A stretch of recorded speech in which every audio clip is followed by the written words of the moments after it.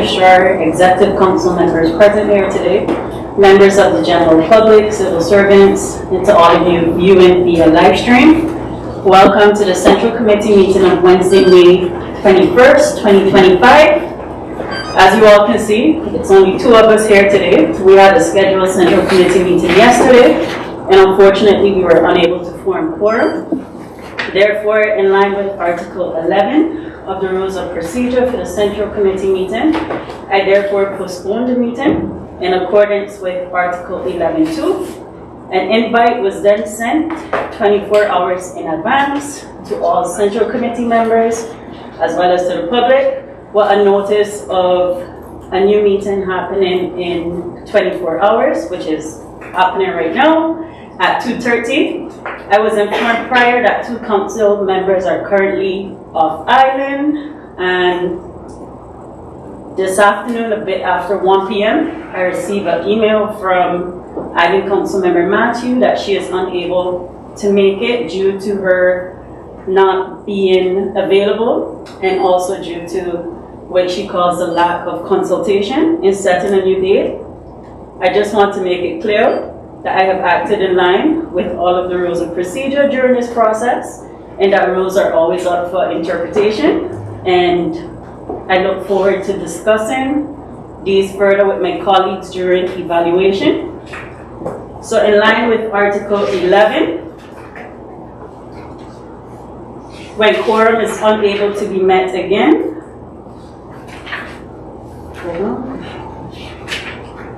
so in line with Article 3, it states that the third paragraph provides for a new meeting if quorum is not reached. Otherwise, the absence of members of a council committee could impede on the progress of work. Therefore, I've decided that the meeting can continue with the approval of the agenda and so forth. So I now look to Island Councilmember Charles. Is there anything you would like to add, or can we go over to the approval of the agenda? I can speak a bit about the lack of quorum for the past 2 weeks. I think it's important to mention it. In other islands, I often look at meetings and read news reports when quorum wasn't possible. And, I've always thought it good that Savon never really followed suit. And now today, here we are. I guess we can say we've kind of been bit by the bug, because, we have to ask ourselves, well, first of all, what's the reason for not being able to make quorum? And we can only surmise from what we see on social media. We get a published statement by a council member who wasn't possible to make quorum, that it's a matter of principle.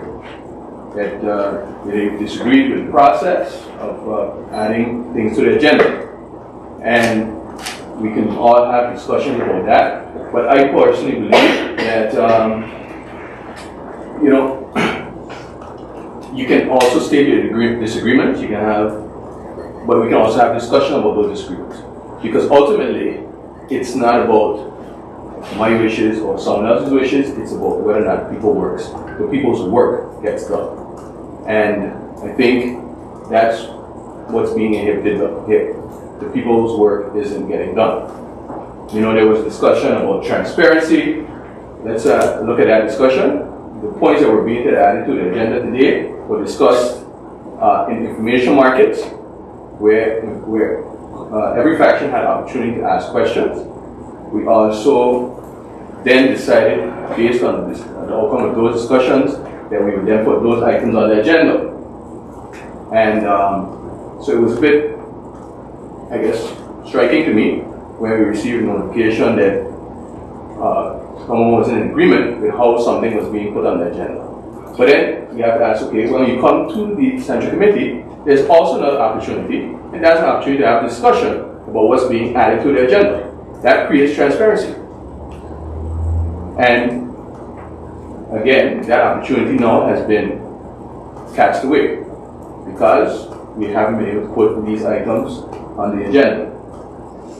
But more important matter is the reality that one of the items is a very important item. Because we've been talking about education, last year and a half, we've seen the situation at schools. It has been reported in the media. It's been discussed in the second chamber. Ministers have discussed it. And it's all about doing what is right. And what we've learned over the past year or so is that a lot of things, including the responsibility of the Island Council, having gone right. And one of the items, the statutes of the Safer Education Foundation, was about doing it, putting things in place and doing things correctly. But now that process is going to be delayed. What does that delay mean? That students, for instance, the board can be put in place, a new board can be put in place because the old statutes don't allow the members who are not from the island to be members of the school board. But then also, a director cannot be put in place. And we can remember that the minister said that they would like to see a proper board in place so that the school can function effectively. So if we delay and continue to delay this process, what we're doing is we're hampering the very educational process that we want to see improved. And is that what we want to do as a council? No. I think we all want to see our island progress, students progress, and schools progress. So I think we all can have principles, but principles have a price. And we have to ask ourselves whether or not we want to bear the cost. That's why we're here today. We want to make sure that the students are the ones bearing the cost. Thank you, Island Councilmember Charles. So today, as the agenda was published, we have 7 items on the agenda. The first was the opening. We have concluded with the opening. Now we go on to the approval of the agenda, and we can continue. Next, we have the approval of the minutes. There are no minutes to approve today. The 4th point is citizens' right to speak on agenda points. I was informed that no requests have been received by citizens. So we then move on to agenda point 5, which is oral question round. And this is concerning announced questions from the Island Council, incoming correspondence list from November 26, 2024 until February 10th, 2025. And this is in line with Article 18 of the Rules of Procedure of the Island Council. We have 4 points that were flagged all by Island Council Member Charles. The first point was from the decision list of the Executive Council of November 26, 2024. And this one is the provision of food baskets. Island Council Member Charles, you can go ahead. Thank you, Madam Chair. My first question is about the food baskets. Technology is in my favor.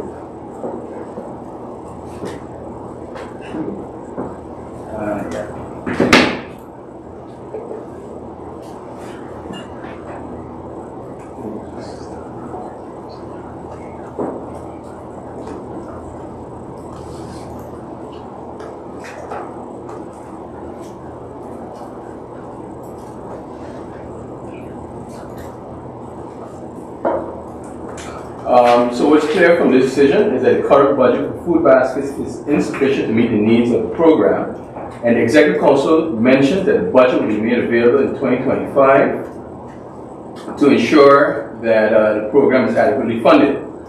My concerns is whether or not the Executive Council has had discussions with the relevant stakeholders to determine what is the required amount for the program. And also, can the Executive Council indicate what is the amount allocated to the program this year and indicate where the provision was made? Ask all the questions? Yes. And then my second question was from the minutes of December 18, 2025, and that is in regards to the tourism trade shows of quarter 1, 2025. And there are a number of trade shows that are mentioned in this decision, and it seems in line with the target markets for the island. But, you know, through discussion in the community, also the stakeholders involved in whether or not we're attending the right trade shows and whether or not it's having the intended impact, you know, and especially as you see, you know, I guess part of that is to stimulate tourism year round, and, you know, as we get into the lower season, you see drop-offs, and then of course there are concerns from the businesses and communities and those that are dependent on tourism income, or how are we attracting visitors year round? So my question is, how the Executive Council determine the success and attendance at these shows? And then another question is about the, because we talk about divers and hikers as our target market, so to speak. But then there are trade shows that are maybe more oriented, for instance, you look at runners and people who like birding and people who like different things that are relevant to the island. And so I didn't see that really outlined in those in the decision list, whether or not those were possible trade shows. And so the question is, does the Executive Council also look for niche tourism shows where business who may appreciate particular aspects of the island can be targeted? And then we have the free allowance, January 28, 2025, the free allowance poverty policy budget. And in this decision, the Executive Council indicates that current poverty policy from 2022 is outdated and the public entities in the process of updating the policy. Can the Executive Council indicate why the policy is outdated and what changes are necessary to update the policy, and when will the new policy be finalized?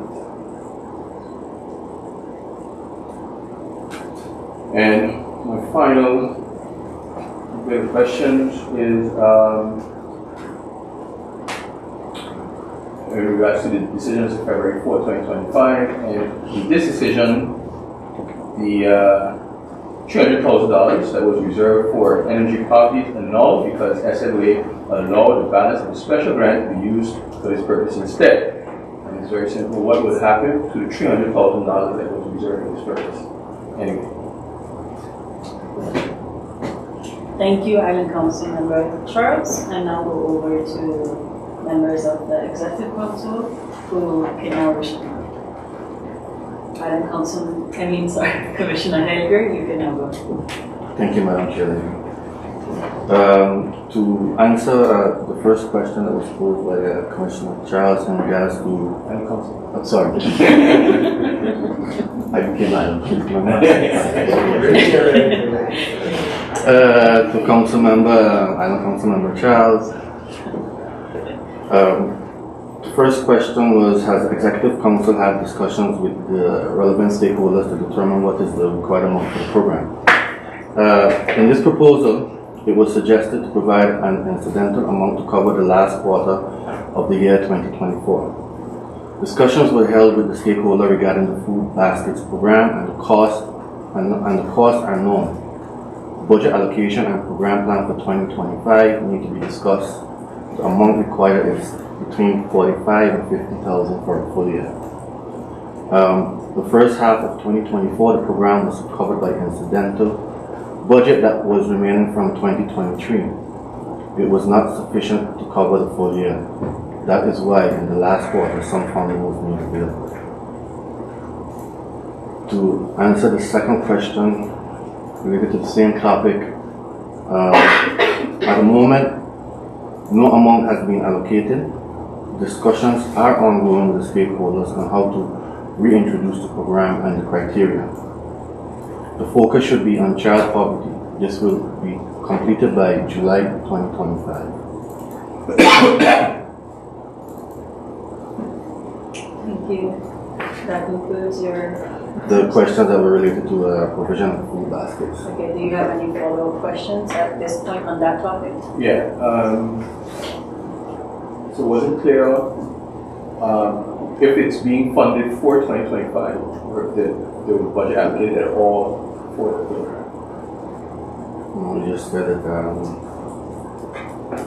at the moment no amount has been allocated, but discussions are ongoing with stakeholders. So is the program being executed now? That will have to find out what will happen. And the reason I ask is because, of course, on November 26th, when you see this, and then you know how important the program is because a lot of people have becoming dependent on it, and not becoming dependent, they value it. Provides support to families and especially elderly. Then, I'm just questioning what are we doing, because this is the area that we are well aware needs a lot of budgetary support, and then how are we making provisions to continue to structurally support the program. So, at a later date, you could provide some information that would be valuable. Will do. Alright, thank you. The next point was the tourism trade shows. Commissioner Sagers, you have number. Thank you, Chair Lady. Good afternoon to everyone present who was following via social media. There was a question about the effectiveness, or in general, the effectiveness of the trade shows that were planned during Q1. While the primary goal of these events is to raise awareness about the island's unique tourism offerings, success is ideally measured by leads generated, inquiries received, and bookings resulting from the shows. A consistent challenge faced is limited participation from its local stakeholders and partners in providing packages, booking codes, or sufficient marketing materials that can be shared during these trade shows. This limits the ability to accurately track return on investment from consumer shows. However, what these shows do offer is the opportunity to get the Saban brand out to a wider public, and we do. Well, the tourist office, they do go to, several different types of shows in different areas, targeting different markets. The Tourist Bureau is actively exploring a centralized booking platform, and this would help that we can monitor, the effectiveness of attending certain shows, because then we can get real-time information about, packages being booked, or vacations being planned, or interest into certain activities of the island. But that is something that is in its infancy stages and is being discussed with the partners. A few weeks ago, there were people here on island that introduced the type of product that could be offered, and the follow-up now is planned again virtually with the stakeholders to see if there's real interest to participate in such an offering that could be provided by the tourist office. As for the niche markets,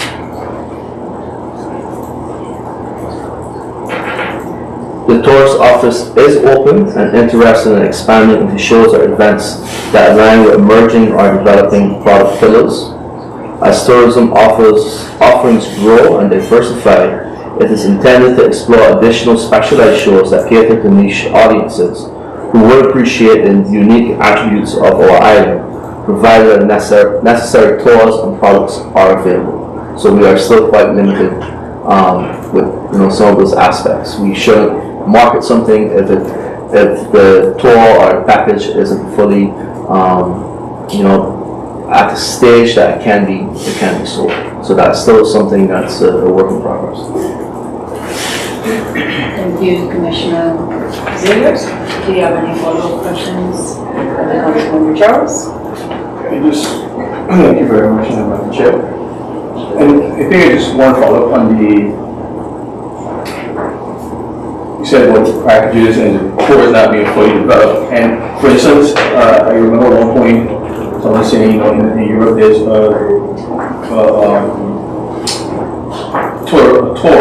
trade show, that just focuses, like for instance, on hiking. And if you come to say, well, we have some nice trails, and you can explore it on your own. So the question is, do you have to develop anything really? Because already you can go on any hike self-guided. So are we, and the trails are very well maintained. So the question is, are we going to trade shows that encourage hikers, and we're selling that aspect of the island? Well, I definitely think there is awareness about the quality of our trails, how diverse they are, and the same can be said about our diving product. And there's through influencers, through PR companies, through trade shows, a lot of that information is readily available, and I would go out on a limb to say the amount of exposure that Civic gets now in comparison to what we were receiving a few years ago. I mean, it's day and night. It's not even comparable. Civic is featured in some high-end type magazines and online features from the New York Times to Forbes to many of those types of news mediums that has an extremely large reach. The reason why packaging becomes so important is that you're not going to have, just because you have a beautiful trail that goes to Monk Scenery, you're not necessarily going to have a person that says, well, I'm just going to go to Sailor to see Monk Scenery. It's all about what can be built around that, and that is why packaging is so important. I think also one of the challenges, which hopefully gets addressed with the opening of Scenery Hotel later this year, is the availability of hotel rooms. That goes hand in hand with getting people to the island. If you look at room capacity right now, a lot of the rooms are filled by RCM people. That takes away what's available for possible people that would want to come here in a group for a few days to experience hiking or experience hiking. So I think as our park develops, with additional room capacity, with hopefully more connectivity and affordable connectivity eventually with the PSO, which would be a game changer for tourism on the island. I do think that how we could move from being more seasonal to having more of a steady flow of tourism throughout the year. That what you see, for example, on St. Bart's. St. Bart's has a really high season, but they have that steady flow of tourism with the exception of September and October, where the island basically shuts down. So I think a lot of things need to come together. You're not going to find the average person that's just going to come here to want to hike. You have to build around that to make it intriguing to potential visitors. And that's why packages are so important.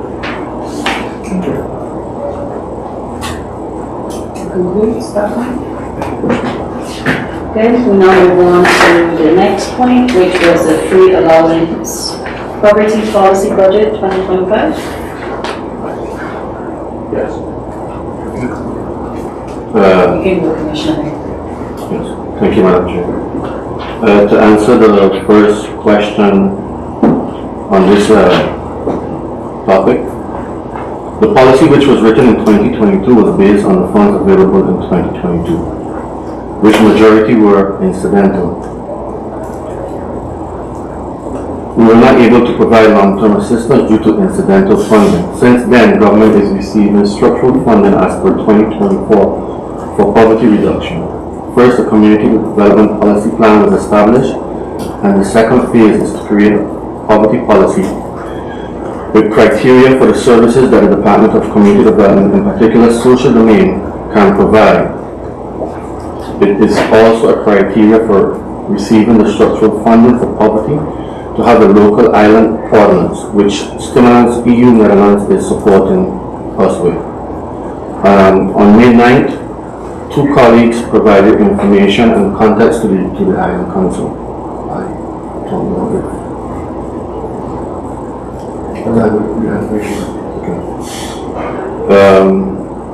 to answer the second question, I believe that was about the ordinance. So so it wasn't clear that was, so these questions were also flagged about the public policy, and then that was about the ordinance. Second question was what changes are necessary to update the policy? Updates criteria for receiving assistance based on new legislation, for example, the updated minimum wage, new services that were provided such as healthy school meals. And when will the new policy be finalized? The department is currently working with Stimulants from the European Netherlands that specializes in this kind of ordinance to give support. The first draft of the island ordinance will be available in June, as a coming month. The policy would take more time to develop as those involved is working on various building blocks that will eventually lead to pragmatic poverty policy. Building blocks such as local ordinance, poverty, and debt relief.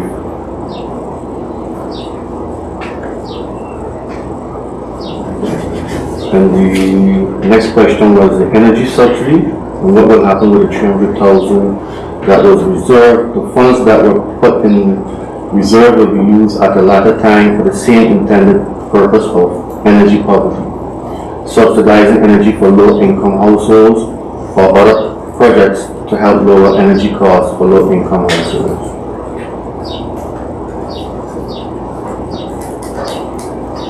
That concludes. Okay, thank you, Commissioner Hilder.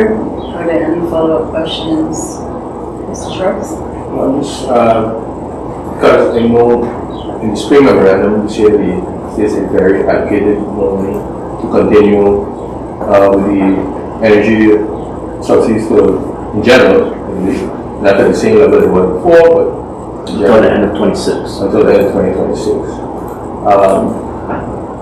So I'm just wondering if that's continuing, and then we have this 300,000, how do we plan to allocate? It's a bit redundant that we would continue to spend this money on the same area. So I'm just wondering, could it be something else be done with it? I can chime in there a bit. It's all about the specific and, the rules of how the money can be spent. And, for now it's based on, energy type of relief. So that's something that we would have to have a discussion with the relevant ministry to see if those guidelines can be expanded upon, that the funds can be used for something different. But just say that we can use the money for a different type of poverty relief, it's not allowed to do so.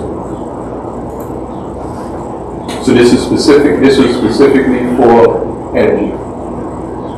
So, the 300,000, Yeah.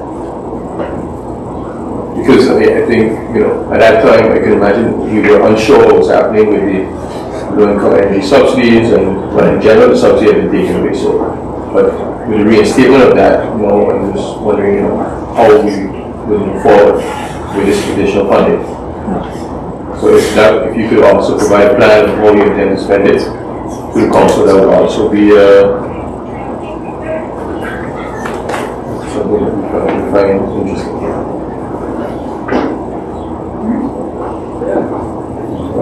And is that also answer your energy questions? All right. You respond to both the energy and the poverty. Covers everything answered from your energy subsidy questions? Yes. Okay. So then we can conclude the oral question round? Correct. Okay, we now conclude the oral question round, which 4 items were flagged from previous incoming correspondences by Item Councilmember Charles. These have now been answered. We now move on to agenda point 6, which is the Item Council Proposal 2025 Government Program Execution Agenda 2025 to 2027. Commissioner Zakers, you say something? Yeah, I can give an overview about what's in the plan, how we came about creating an execution agenda, and also about monitoring the results. So it's just an overview of what's in there, and not a step-by-step. Today we present the government's execution agenda for the period 2025 to 2027. This can be seen as a forward-looking, realistic, and community-centered plan that translates the vision of the government into an action plan. The program is not a standalone document. It is a culmination of various efforts already in motion. It incorporates and builds upon major initiatives such as the sale package, numerous incidental funding projects across different sectors, and ongoing programs of the island government. By aligning and integrating these efforts, we have ensured that, as much as possible, that this plan is both comprehensive and grounded in the realities of what has already been initiated. Because we wanted this program to be as complete as possible, fully encompassing current activities and allowing for realistic execution timelines, it has taken longer to finalize than expected. However, it was important to create an agenda that is not only visionary, but also measurable, implementable, and adaptable. At its core, the execution agenda balances ambition with feasibility, recognizing our limited resources while committing to steady, structured progress. The agenda is guided by 4 central pillars, the first being social progress and balanced growth. This pillar focuses on enhancing the well-being of all Sabins by tackling poverty, improving wages, and making daily living more affordable. It encompasses access to quality education, affordable housing, strong health and mental care services, and preservation of our unique culture. Special attention is placed on empowering individuals and communities, ensuring that no one is left behind. From strengthening our social safety net to investing in educational infrastructure and child development, this pillar is about building a fair and inclusive society that offers equal opportunity and dignity for all. The second pillar is economic development. A resilient economy is key to sustainable progress. This pillar is about diversifying our economy by promoting entrepreneurship, reducing bureaucratic hurdles, and improving connectivity both physically and digitally. It also involves strengthening our physical infrastructure like roads, the harbour, and the airport to support business activity and improve regional connectivity. In this way, we aim to create economic growth that benefits everyone while maintaining the island's character and environmental integrity. The third pillar is about sustainability and natural environment. Saba's natural beauty is one of our greatest assets, and protecting it is both a responsibility and an opportunity. This pillar focuses on food security, renewable energy, responsible farming, and environmental education. It promotes conservation of both land and sea while preparing for the impacts of climate change. By becoming more self-sufficient and eco-conscious, we reduce external dependency and secure a healthier, more affordable, and more sustainable future for the island. And lastly, good governance, accountability, and transparency. Transparent and accountable governance is the backbone of public trust. This pillar ensures that the government operations are carried out effectively, ethically, and in a way that keeps the public informed and engaged. It emphasizes the importance of efficient public service delivery, responsible use of resources, and the ongoing involvement of citizens and stakeholders in shaping our collective future. Strong governance is what ties all the other pillars together and ensures that plans translate into results. Together, these 4 pillars form the foundation for government and is responsible, responsive, and resolute. The execution agenda is not a static document. It should be seen as a living document which can be used as a guideline to ensure that priorities receive the necessary attention and that goals are met. As an appendix to the agenda, a comprehensive overview has been created which can be used to monitor progress during this governing term. As a way forward to monitor progress, I suggest that we have regular update sessions as a means to further update the Council on the implementation of the plan. Thank you, Commissioner Davis. Before I open up the discussion, I would also like to thank the Executive Council for delivering the execution agenda, but also giving us the opportunity through information markets along the way to also give input. Alan, Councilmember Charles, do you have anything you would like to ask or add? I think I just want to echo your sentiment, Madam Chair, okay? And just say, this is exactly an example of how processes work. I've been a member of council for a few years, we never had a government program, and we never developed an execution agenda. We've learned that this is an important part of government. Otherwise, we can't communicate what's happening, what will happen, when things are going to be done. And, here we are, more than 2 years into this governing term, and the agenda, the execution agenda is being presented, but it's getting done. It doesn't have to process, it's never perfect. It just matters that you take the next step and you learn from the next step and you learn from your mistakes. So I think we have to acknowledge what has been done to make this possible. We have to acknowledge where it is being done to make this organization a better organization, and to make sure that, most importantly, that the work that we're doing for the people is clear to them, and then we just, we take their interest at heart. And I'm proud to be part of a council that has worked very hard to shape the interests of people. So thank you very much for presenting this execution agenda, and I look forward to regular updates from the council on how we are getting it implemented. Thank you. Thank you, Item Councilmember Charles. So before going to the last point, which is closing, at this point, usually I would make conclusions of the meeting and say if any pieces are going to be a hammer piece. But in the interest of the council, I would also just like to not conclude as a hammer piece today, and also allow opportunity for any additional questions from members that are not present today, if that is fine with them. So then we will continue these discussions in the next Island Council meeting. And at this time, we go on to the closing, which is the last agenda point. So at this time, I would like to thank you all for joining. Before I continue, I will allow Commissioner Heidegger to also say something because he's pointed out. Yes? Mm-hmm. Thank you, Madam Chair. Madam Chair, today one of the agenda points that I was expecting to be added to the agenda would have been in collaboration with education, and it was for the council, as we all know, to now adopt the statutes from SEF, which is responsible for Sabre Comprehensive School. Madam Chair, with that, I would like to give the public and also the council an update on the reason why it was to be added to the agenda, and so that the public is aware, if I may. Thank you. Honorable members of the Island Council, colleagues, and members of the public. Today I speak to you not only as Commissioner of Education, but as someone deeply committed to the future of our children, our educators, and our island community. The state of education on Sabre concerns us all, and it demands our collective attention and action.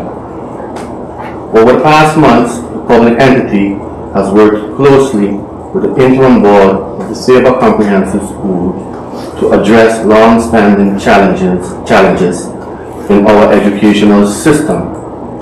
Thanks to their efforts, and in partnership with the Ministry of Education, Culture and Science in the Netherlands, we have made significant progress.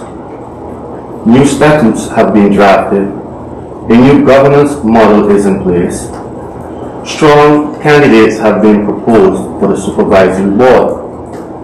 These developments are the cornerstone of building a more stable and future-proof foundation for education on Sabre.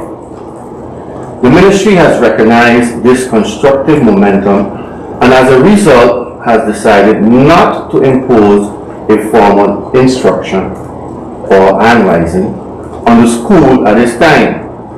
That is a clear signal of confidence in the direction we are taking.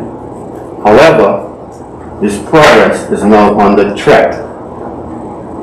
In the past, there was uncertainty regarding which council was responsible for which decisions in the governance of education, largely due to outdated statutes.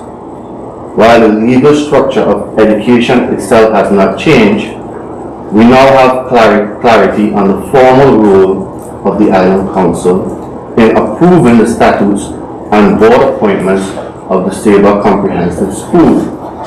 With this clarity comes responsibility. This is no longer a symbolic role. The absence of Island Council members during crucial meetings caused delays in decision making and puts at risk the meaningful progress we have worked so hard to achieve together. Let me be very clear, if the Island Council does not fulfill this role, it will lead to serious consequences. without your formal approval, a new interim managing director cannot legally take on the role, as this is only possible under the new statutes. 2. The current director has already tendered their resignation, which creates an urgent leadership vacuum. 3. Highly qualified proposed board members could possibly reconsider their commitment due to the prolonged uncertainty, and we risk losing them. 4. Essential operational tasks, including the hiring of new teachers and staff, are now falling solely on the shoulders of the interim board, who are already fully employed elsewhere. This is unsustainable and places the continuity of education at risk. And 5. Simply put, the improvements we all want to see cannot be implemented, and that is deeply concerning for our children, our educators, and our community. It is important that each of us recognizes the weight of our shared responsibility. Now that the roles have been clarified, any future instruction by the ministry will no longer be aimed solely at the school, its staff, or its board. It will also assess how the Island Council has taken ownership of its role and whether it has carried out its duties with the seriousness they require. This is a pivotal moment. We can no longer allow past confusion to hinder present progress. It is time to step up, to act decisively, and to move forward together. We owe it to our children, we owe it to our teachers, and we owe it to the future of Sabre. Thank you, Madam Chair. Thank you, Commissioner Edgar. Does anyone else want to share anything? I just want to acknowledge the words of the Commissioner, and I think it's important that you made that statement. I think it's important that the public can learn how important these meetings actually are and what happens when we don't take action. Thank you, Councilor. Thank you again. So as mentioned previously, nothing we have done to this point has been with any malice intent or to exclude anyone. But in fact, it has been done in line with the rules of order and in line with what we see as continuing the business of the Island Council. We have been working on updating processes, as everyone knows, including the new rules of order, which we now work with. We have all been working together as a council, but also registrar to improve the work we do, but also the way we do things. And I look forward to further discussions during our evaluation points on this matter and moving forward together as a council. So with this, I would like to close the meeting of today, May 21st, 2025. So thank you all for joining, and see you at the next Island Council meeting. So this, I close the meeting.